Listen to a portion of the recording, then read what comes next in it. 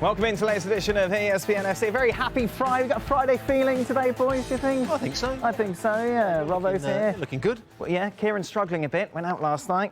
Not as young as he used to be, are you, Kieran? Let's start off, shall we? PSG in action against Cerezo Osaka in a pre-season friendly. But the big PSG news is coming off the pitch today. It looks like Ousmane Dembele is making that move from Barca to France. For more on this, let's welcome in, shall we, Frank Leboeuf.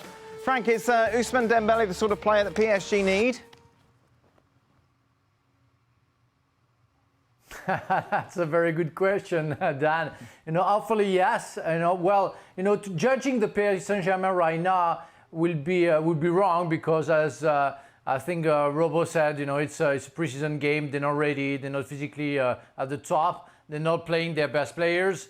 But now, having Dembele at his best is, of course, a plus. Having Dembele injured, Dembele inconsistent, is not. And it's going to create problems. So as long as Dembele can be consistent, can play, let's say, 40 games a season, it won't be a problem. It will be definitely a plus because he's a great player.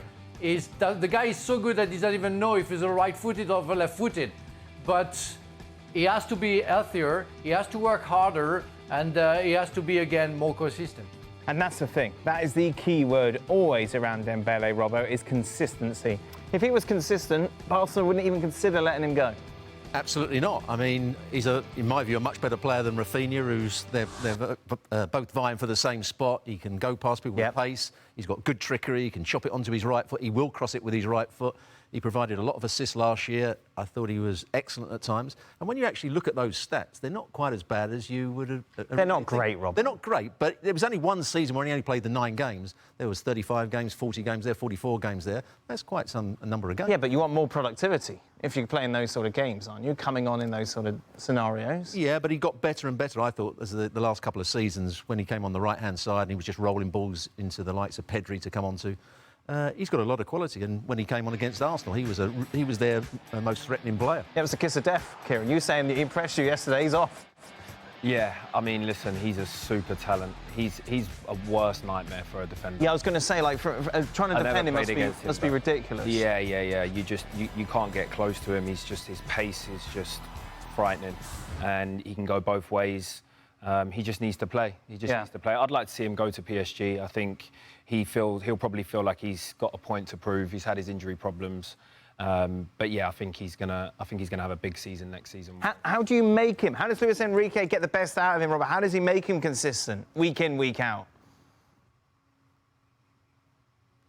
I think the best way for Enrique to work with the kind of guy is to give him the trust, and to tell him that he thinks that he can change something in the team when he plays. And that's the case. Again, if Dembele is at his best, he's unstoppable. The guys talk the best out of him, and I agree with them.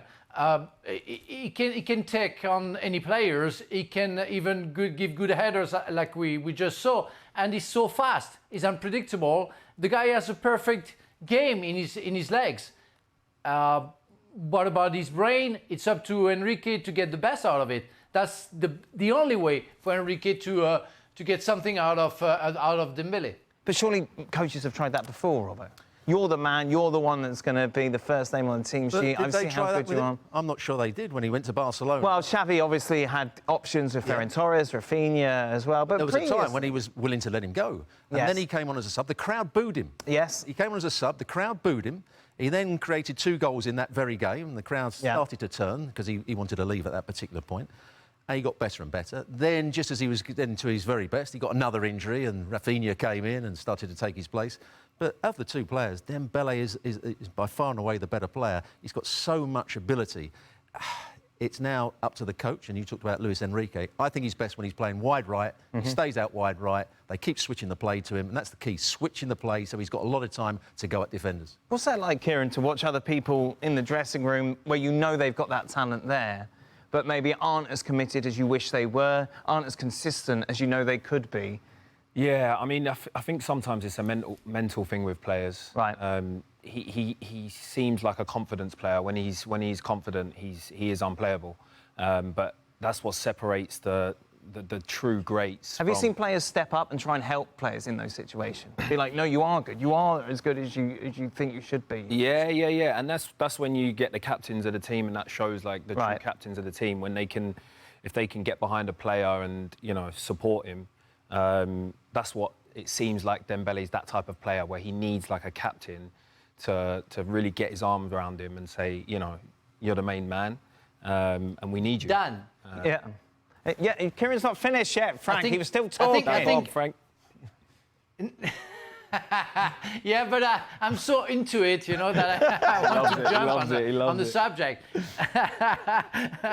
Yeah, sorry, Kieran, but I think when you're in the dressing room and you have the talent of Dembele seated next to you and not showing what you expect from him, what everybody expects from him, meaning the best, you get upset. At first, you get upset. So you try to, as a big brother, let's say, try to advise him, say, come on, you're so talented, go for it. And if you see it doesn't work, maybe you go the other way, where you start, kind of tease him, being sarcastic. You're a great player. What did you do in your life? Nothing? You don't want to do nothing? You want to do nothing in your life? You don't want to achieve something great? What are you doing? You're just sitting there, you're on the bench because you're not giving 100%. What are you wasting?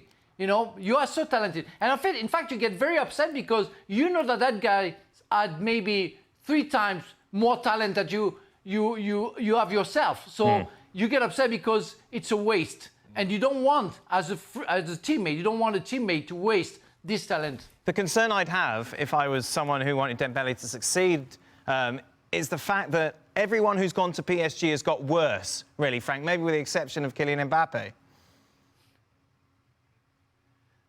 Well, yeah, that's a fact, and that's scary. But the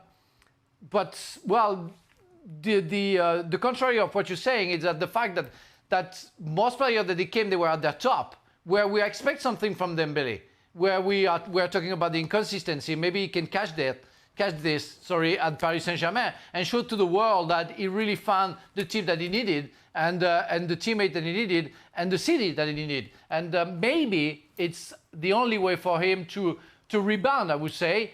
And so from going not average, because he's not average, because he's a talented player, when he plays at his best, as Kieran said, is unplayable. But to get that consistency, to show to the world that many clubs had the right to bet on him because he's a top class player.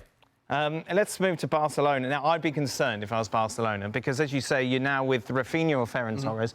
Neither have impressed since making the move from the Premier League. You take a look at the starting 11. You imagine it would be Rafinha who will start, Robbo. Yeah. I don't think he's...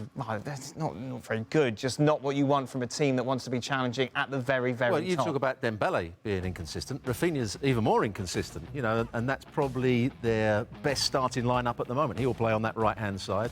I think that Gavi will probably have to play on the left-hand side, but he won't play as an outside left. He'll come infield and he'll allow Balde, who's an excellent left-back, to get forward. Gundogan and Pedri will play either side of De Jong. And Araujo and Christensen would be the centre-halves. And Koundé still, who wants to be a centre-half, will have to play at right-back. But that's probably their best starting lineup. Is it good enough to win La Liga? Probably. Do you think so? I think it's the same side that won it last year with the addition of Gundogan and maybe not Dembele. So I think it's still a very good team. You would have them as favourites? I would still have them as favourites, yeah. I mean, Bellingham will make a difference to Real Madrid, but they were quite a way off. No, and they've lost Benzema as well, of course, as well. Well, thank you very much for watching ESPN on YouTube. For more sports highlights and analysis, be sure to download the ESPN app. And for live streaming, premium content, and let's not forget as well, ESPN FC 7 days a week. Subscribe to ESPN+.